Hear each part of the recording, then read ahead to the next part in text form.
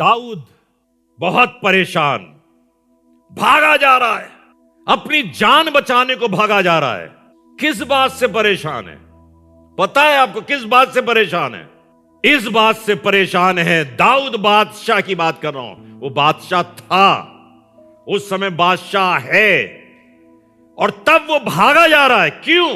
क्योंकि उसके बेटे ने उसके विरोध में षड्यंत्र रचा है।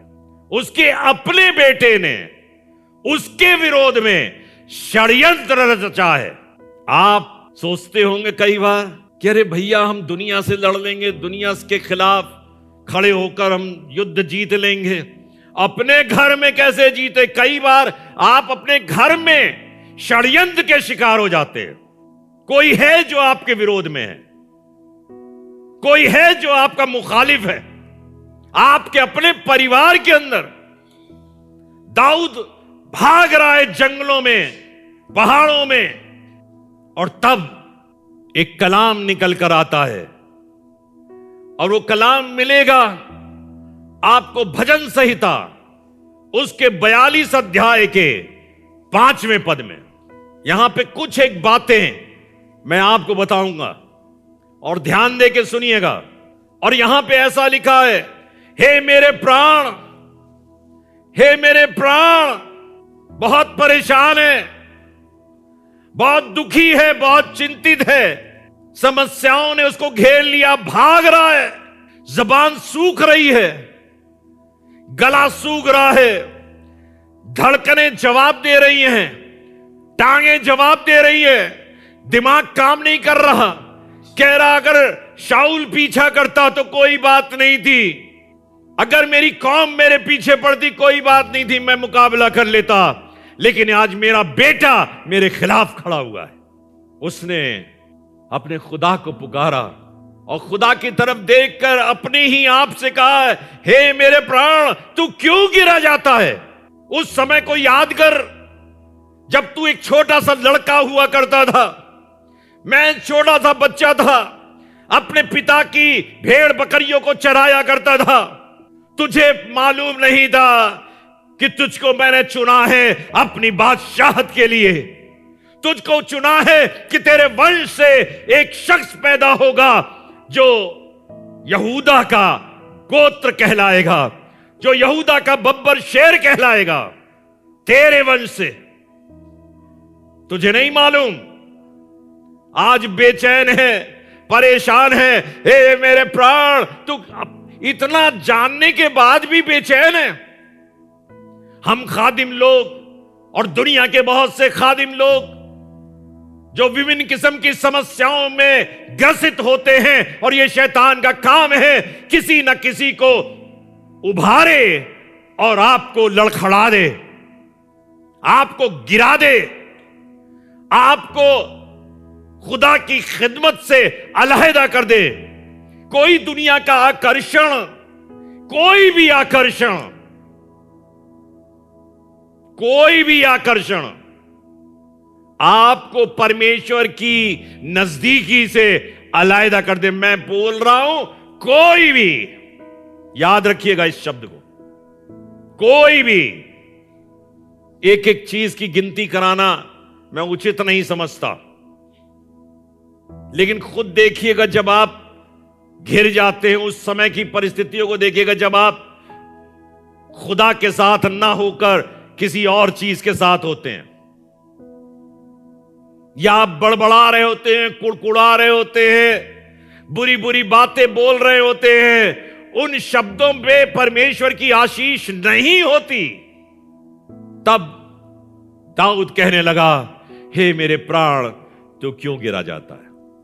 और कहता है, और तू अंदर ही अंदर क्यों व्याकुल है? अंदर ही अंदर है, होते हैं ना, अंदर अंदर व्याकुल, परेशान है, कह नहीं पा रहे हैं किसी से अपनी बात का बयान नहीं कर पा रहे हैं, अंदर ही अंदर व्याकुल हैं। खुदा ने यह सिखाया है, हमको सिखाया है और आपको भी सिखा रहा है, परमेश्वर पर आशा लगाए रख। हालात नहीं बदले, हालात बदले नहीं हैं, हालात तो वही हैं, लेकिन परमेश्वर पर आशा लगाए रख, उसके दर्शन से उद्धार पाकर फिर उसका धन्यवाद करूंगा। इसका मतलब ऐसा लग रहा है उद्धार छिन गया, छुटकारा छिन गया। अरे मैं बादशाह हुआ करता था, अब तो खुदा बाप तुम कहां हो मुझे समझ में नहीं आ रहा। लेकिन उसको जब होश आया, मैं उसका दर्शन करूंगा और उद्धार फिर पाऊंगा, मैं फिर उसका दर्शन करूंगा। अब मैं भाग रहा था, भागना नहीं चाहिए था, उसी समय खुदा बाप से बातचीत करनी चाहिए थी, लेकिन जिस्म रखता था इसलिए भागा। लेकिन फिर उसको याद आया, होश में आया, तो कहने लगा मैं उसका दर्शन पाकर क्या करूंगा, दर्शन से उद्धार पाकर फिर उसका धन्यवाद करूंगा, फिर परमेश्वर मुझे उसी जगह पर ले आएगा। लिखा है परमेश्वर के वचन में, यशायाह नबी की पुस्तक उसका 12वां अध्याय है, उसके 3 पद में लिखा है, 12 अध्याय 3 पद, तुम आनंद पूर्वक, क्या लिखा है, तुम आनंद पूर्वक उद्धार के सोतों से जल भरोगे। तुम्हारा उद्धार तुमसे छूट गया, तुम्हारा छुटकारा छिन गया है, खत्म हो गया। तुम बेचैन हो अपनी परिस्थिति। किसी का मकान था, मकान छिन गया, किसी की शादी टूटने की नौबत आ गई, किसी का पड़ोसी उसके ऊपर जुल्म ढा रहा है, किसी का मकान मालिक उसे परेशान कर रहा है, किसी का नौकरी में कोई शख्स परेशान कर रहा है, कोई खिलाफ खड़ा हो गया आपके, कोई नहीं खिलाफ खड़ा हुआ, शैतान ने कोई युक्ति की है। और युक्ति इसलिए की है ताकि आप अपने परमेश्वर की ओर दृष्टि लगाएं। आप अपनी बादशाहत के अंदर और अपने जोम और तैश में कई बार उसको निचला स्तर दे देते हैं, तो परमेश्वर कहता है नहीं बेटा, मैं बताऊंगा, उद्धार तो मेरे पास है, छुटकारा मेरे पास है, कामयाबी मेरे पास है, सफलता मेरे पास है। तुम आनंद पूर्वक उद्धार के सोतों से, सोते से जल भरवाएगा आपके, सोता फूट निकलेगा। भागने से कुछ नहीं होगा, भागने से क्या मिलेगा? जंगल में भागे चले जा रहे हो, पहाड़ों में भागे चले जा रहे हो, हम लोग भी कई बार ऐसे ही भागते हैं उल जलूल तरीके से। अरे तब जब परेशानी आए, जब अबशलोम आपके खिलाफ खड़ा हो जाए, तब आपको खुदा के पास आने की जरूरत है। भजन संहिता 42 अध्याय 6 पद में देखिए क्या लिखा है, हे मेरे परमेश्वर, अभी तक क्या कह रहा था, हे मेरे प्राण, अब अपने परमेश्वर से कह रहा है, हे मेरे परमेश्वर, मेरा प्राण मेरे भीतर। राइट टाइम आ गया, कुछ सही समय आ गया उसके जीवन का। तब उसने कहा, हे मेरे परमेश्वर, मेरा प्राण मेरे भीतर गिरा जा। वही सेंटेंस, सेम सेंटेंस, लेकिन थोड़ा सा परिभाषा बदल दी उसने, थोड़ा सा तौर और तरीका बदल दिया। लिखा, हे मेरे परमेश्वर, मेरा प्राण मेरे अंदर गिरा जाता है, इसलिए मैं यरदन के पास के देश से और हरमोन के पहाड़ों और मिस्गार की पहाड़ी के ऊपर से तुझे स्मरण करता हूं। मैं यरदन के पास के देश से और हरमोन के पहाड़ों और मिस्गार की पहाड़ी के ऊपर से तेरा स्मरण करता हूं। मैंने कहा, भैया परमेश्वर से दरख्वास्त कर रहे थे, तो अब ये क्या है, मैं मिस्गार की पहाड़ी से या हरमोन के पहाड़ों से? उसने कहा, मैं किसी हालात में तुझे छोड़ूंगा नहीं। हालात बनते और बिगड़ते रहेंगे। हालात हमारी जो होते हैं जीवन के, वो ऊंचाइयों और नीचाइयों से परिपूर्ण होते हैं, लेकिन ये कह रहा है कि मैं हरमोन के पहाड़ों और मिस्गार की पहाड़ी के ऊपर से तुझे स्मरण करता हूं। क्या है ये हरमोन का पहाड़? हरमोन का पहाड़ यरदन नदी के पार में एक पहाड़ है जिसकी 3 चोटियां हैं। यह हरमोन का पहाड़ है, जिसकी ऊंचाई तकरीबन 9,000 फीट से भी ऊंची है। 9,000 फीट से मतलब क्या है? ऊंचे स्थलों से, जहां ऊंची पहाड़ियां हैं, ऊंचे स्थलों से। और वो जगह जो ऊंचा स्थल है, वहां पर इतनी ठंडक पड़ती है, इतनी सर्दी का स्थान है कि वहां की हवा भी, वहां की हवा जो मॉइस्चर लेकर आती है, उसकी ठंडक से वो तुरंत ही फ्रीज हो जाती है। इतनी ठंडक है। जैसे आपने पानी गरम गरम ऊपर उछाला, नीचे आते आते बर्फ बन गया। इतनी ठंडक है वहां पर, जबरदस्त। और उस पहाड़ी के बारे में लिखा हुआ है कि उसके ऊंचे स्थलों के अंदर कुछ भी उगता नहीं है। नथिंग, कुछ नहीं, वीरान है, बेर लैंड है, बांझ जमीन है, क्योंकि वहां बर्फ ही बर्फ पाई जाती है। वहां का पानी, वहां की ओस पानी के नालों के समान बहने लगती है। इतनी ठंडक है, ओस भी। लेकिन निचले स्थानों के अंदर साग सब्जी पैदा होती है। और वहां पे लिखा है कि दुनिया भर के लोग जो अपना ये फर्नीचर बनाते हैं, वहां की लकड़ी का इस्तेमाल करते हैं। देवदार वहां पे पाया जाता है। ये वो जगह है। तो ये कह रहा है कि मैं हरमोन की पहाड़ी, ऊंचाई वाले स्थल से, जो बांझ का जगह है, बांझ की जगह है, जहां पे कुछ पैदा नहीं होता, उस जगह से,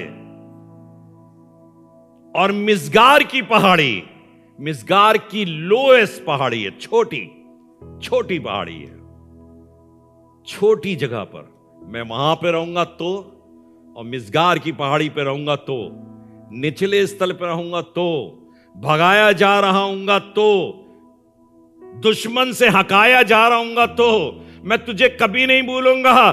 दोनों स्थानों पर आए परमेश्वर, मैं तेरी शुक्रगुजारी बजा लाऊंगा। हे परमेश्वर, मेरा प्राण मेरे भीतर गिरा जाता है, इसलिए मैं यरदन के पास, मैंने बताया कि अबिशलोम से डर कर ये भाग रहा है, यरदन के पार चला गया, वीरानियों में चला गया, पहाड़ियों पे चढ़ गया, मिसगार की पहाड़ी पर चढ़ गया।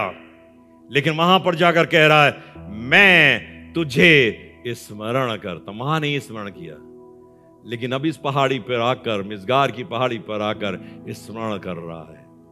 आपको बताऊं, इसका अंजाम भजन संहिता 36 अध्याय 8वां पद पढ़िए।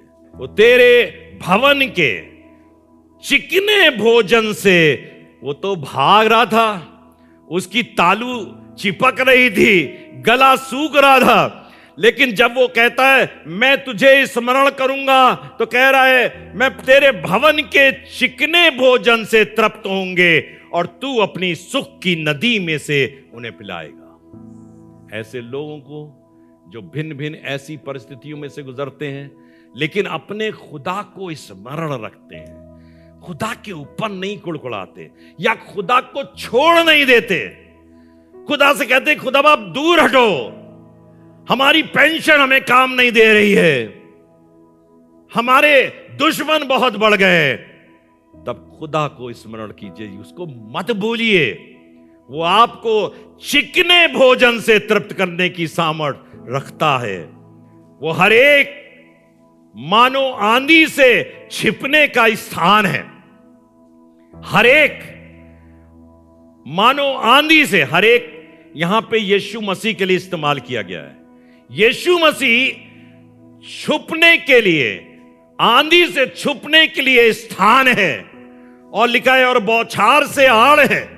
क्या है वो? बौछार से आड़ है, या निर्जल देश में जल के झरने और तप्त भूमि में बड़ी चट्टान की छाया है। निर्जल देश में जल के झरने जब उसके पास आ जाएंगे तो सूखी बंजर भूमि को भी सींची हुई भूमि बनाने की सामर्थ्य उसके पास है। लिखा है आंधी से छिपने के स्थान है। आंधियां चलेंगी, आंधियां आज भी चल रही हैं। आंधी से छिपने का स्थान यीशु मसीह है। एक जगह और ले चलते हैं आपको, 42 अध्याय 11 पद लिखा, हे मेरे प्राण, फिर आया अपनी उसी जगह पे, हे मेरे प्राण तू क्यों गिरा जाता है, तू अंदर ही अंदर फिर व्याकुल है। ये उतार चढ़ाव तो आते रहेंगे ना। पहले व्याकुल था, उद्धार छिन गया, फिर व्याकुल हुआ तो परमेश्वर के पास गया, फिर व्याकुल हुआ तो फिर अपने प्राण के पास आ गया।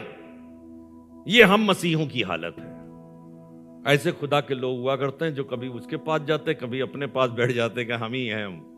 तो कह रहा है मेरे प्राण तो क्यों गिरा जाता है, तू अंदर ही अंदर क्यों व्याकुल है। फिर कह रहा है, फिर कहता अपने आप से परमेश्वर पर भरोसा रख। देखिए ये बात हमको कई बार अपने आप से कहनी पड़ेगी। कहिए अपने आप से। हम और आप कई बार ऐसी परिस्थितियों में आ जाएंगे, बड़े बड़े लोग, खुदा के खादिम लोग ऐसी परिस्थितियों में आ जाएंगे कि विचलित हो जाएंगे। हे मेरे प्राण तू क्यों गिरा जाता है। कहिए ऐसे समय पे जब आप परेशान हो अपने दर्द से, अपनी पीड़ा से, घुटनों के दर्द से, कमर के दर्द से, गले के दर्द से, स्पॉन्डिलाइटिस से, ब्रेन के दर्द से, हार्ट के दर्द से, स्टोन की परेशानी से, कोई गांठ हो गई उसकी परेशानी से, खुद दुआ कीजिए और दूसरों को दुआ में उठाइए। हे मेरे प्राण तू क्यों गिरा जाता है, तू अंदर अंदर क्यों व्याकुल है। परमेश्वर भरोसा रख। और तब क्या लिखा है, क्योंकि वो तेरे मुख की चमक और मेरा परमेश्वर है। मैं फिर उसका धन्यवाद अपने आप से कह रहा। भाई मतलब गिर भी रहा है, व्याकुल भी है, फिर अपने से कह रहा तुम क्यों गिरे जाते हो। अपने आप से कह रहे तुम क्यों गिरे जाते हो, क्यों व्याकुल। मतलब व्याकुल तो है ना, परेशान तो है ना, शैतान ने हिलाया है तो है ना। तो ऐसे समय में तू अंदर ही अंदर क्यों व्याकुल है। परमेश्वर पर भरोसा रख, वो तेरे मुख की चमक और मेरा परमेश्वर है। इसके लिए एक आयत निकाली है, 36 अध्याय भजन संहिता का 9वां पद पढ़िए। क्या लिखा यहां पर, बहुत शानदार बात, बहुत शानदार बात। क्योंकि जीवन का सोता तेरे ही पास है। वाह क्या बात। जीवन का सोता कहां है, उधर चलते हैं। आज उधर चल के देखेंगे जीवन कहीं मिल जाए। मोती झील में ढूंढेंगे जीवन, किसी फिल्म को देखकर ढूंढेंगे जीवन, किसी सुंदर लड़की को देखकर जीवन ढूंढेंगे उसके पास। शायद तुम्हारे पास जीवन मिल जाए। अच्छा स्मार्ट लड़का मिल जाए तो जीवन मिल जाएगा। कुछ नहीं मिलेगा। थोड़े समय के बाद उस जीवन की नदी के पास भी जो आप सोच के गए थे, आपका गला सूख जाएगा, आपकी रूह फाख्ता हो जाएगी, हवाइयां उड़ जाएंगी। और तब वो भी कहेगा या कहेगी, या वो परिस्थितियां आपसे बोलेंगी, हम तुम्हारा कुछ बना नहीं पाएंगे, हम तो तुमको लूटने आए थे, हम तो तुमको बर्बाद करने आए थे, हमने तुमको तो अपने जाल में फंसाया था, इसीलिए तो तुम बादशाहत के पद को छोड़कर जंगल में भाग आए। लिखा हुआ है क्योंकि वो जीवन का सोता तो तेरे ही पास है। जीवन के सोते को लिए लिए भागे जा रहे हो। अपने जेब में पैसा रखा है फिर भी उसका इस्तेमाल नहीं कर रहे। धन तुम्हारे पास है, दौलत तुम्हारे पास है, कहिए हमारे पास है दौलत। परमेश्वर कहां है भाई, बताइए आपका परमेश्वर कहां है। आपके पास, कहिए हमारे पास। याद रखिएगा आपका परमेश्वर आपके पास है। वो जीवन का सोता है और वहां से जो दरिया बहता है उसके अगल बगल के पेड़ पौधे कभी नहीं मुरझाते, 12 महीने फलते हैं। जीवन का सोता यीशु मसीह आपके पास है। कहीं मत ढूंढिए, पादरी साहब के पास जाएंगे, फलाने वक्ता के पास जाएंगे, फलाने चर्च चले जाएंगे, वहां मिल जाएगा जीवन का सोता। जीवन का सोता आपके पास है। लिखा है जीवन का सोता तेरे ही पास है और तेरे प्रकाश के द्वारा हम प्रकाश पाएंगे। वाह, वंडरफुल। तेरे प्रकाश, वाह। खुद अब आपने कहा जब अकल खोली, हां, उसके प्रकाश से हम प्रकाश पाएंगे। इसकी शुरुआत कैसे होती? 42वें अध्याय की शुरुआत कैसे होती है? यहां लिखा हुआ है, जैसे हिरनी पानी के नालों को तरसती है, जैसे हिरनी नदी के जल के लिए हाँपती है। हाँपती है। अबे हाँपता दौड़ के आदमी, जल के लिए कौन हाँपता है कि जल के पास खड़ा होकर हाँपने लगे? लेकिन एक जिज्ञासा है उसकी, एक कौतूहल है उसके अंदर, एक खिंचाव है कि वो हाँप रही है, काश कि ये जल मुझे मिल जाए, काश कि ये नदी का जल मेरे पास आ जाए, मैं इसमें सराबोर हो जाऊं, इसमें डूब जाऊं। जैसे हिरनी नदी के नालों को तरसती है। पता है, इसके बारे में मैं सोच रहा था, स्टडी कर रहा था, तो मैंने कहा भाई क्यों हाँपती है हिरनी? हिरन कोई खूंखार जानवर नहीं है, बहुत सीधा साधा जानवर है ये, और ये अपने बच्चों को नदी के पास ही चराता है। नदी के पास उसको मालूम है मेरी सुरक्षा ये नदी है, मेरी सुरक्षा ये नदी है। क्योंकि जितने मांसाहारी जानवर हैं वो सबसे कमजोर है, सबसे कमजोर है। शेर तो उसका दुश्मन, चीता उसका दुश्मन, गीदड़ उसका दुश्मन, सब दुश्मन है। जितने मांसाहारी जानवर हैं सब उसका दुश्मन है। इसलिए वो हमेशा अपने बच्चों को लेकर नदी के पास चराता है, उनको वहीं रखता है।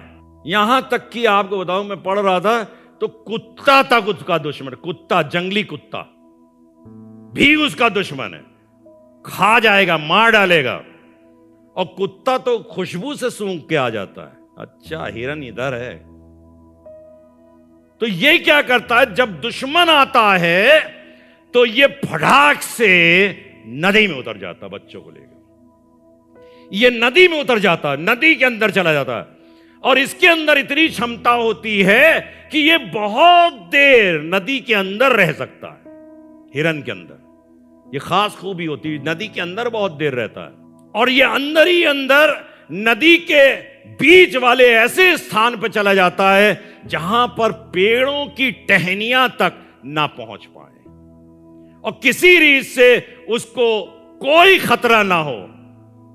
और नदी के अंदर सिर्फ इसलिए चला जाता है, एक तो उसका दुश्मन उसको देख नहीं पाएगा, और दूसरी खास बात यह होगी कि उसकी खुशबू भी दुश्मन तक नहीं पहुंचेगी। वो पानी के अंदर डूबा रहता है। और फिर जब देखता है कि बाहर अभी दुश्मन है तो सिर्फ अपनी चोंच नाक निकालता है बाहर, और इसलिए ताकि सांस ले पाए। तो लिखा हुआ, जैसे हिरनी नदी के जल के लिए हाँफती है। दौड़ा रहा है दुश्मन, इधर से दौड़ा रहा है, उधर से दौड़ा रहा है, दौड़ रही चौकड़ी मारती हुई। अगर गलती से फंस गई, वैसे तो वो वहीं रहेगी, लेकिन अगर गलती से फंस भी गई तो फौरन वो नदी के पास आती है। नदी मेरा सेफेस्ट प्लेस है, मेरी सुरक्षा की जगह है। आपके लिए आपकी नदी खुदावंद यीशु मसीह है।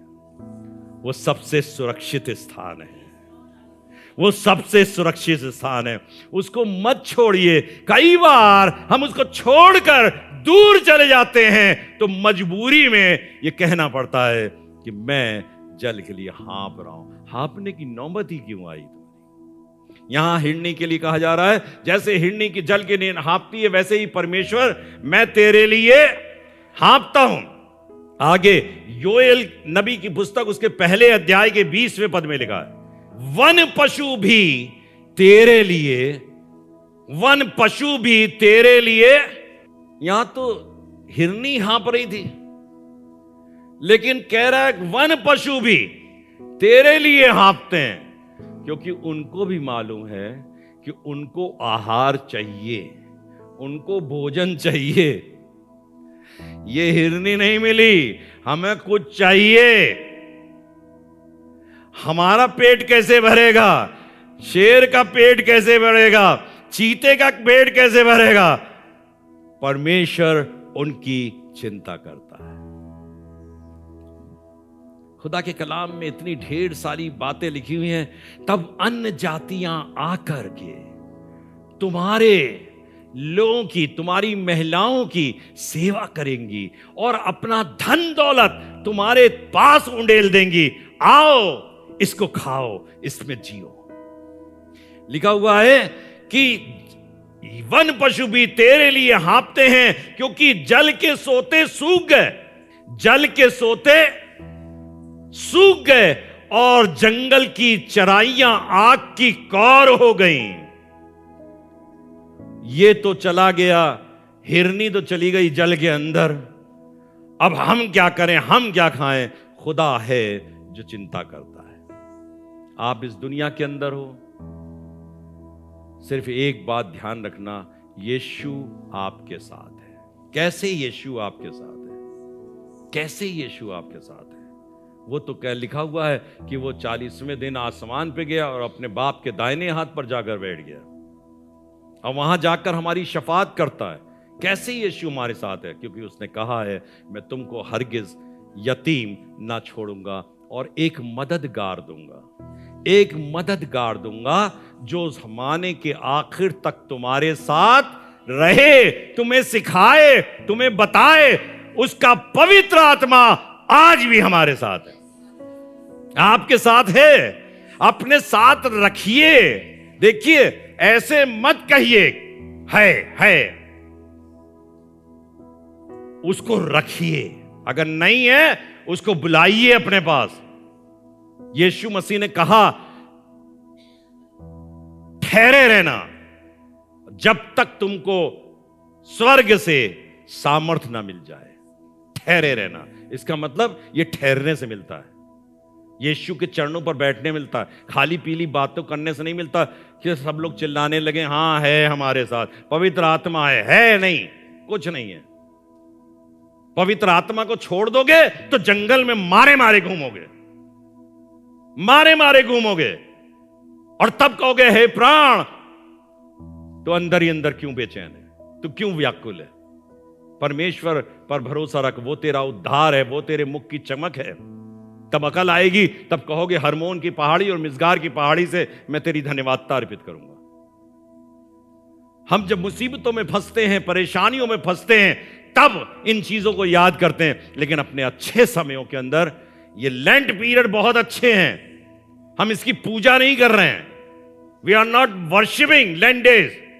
लेकिन अगर खुदा ने हमको ये दिन बख्शे हैं, तो काश के हम लोग अपने घरों में बैठकर अपनी सामर्थ को पुकारें, अपनी सहायता को पुकारें, जो खुदावंद यीशु मसीह से मिलती है, उसकी पवित्र आत्मा से मिलती है।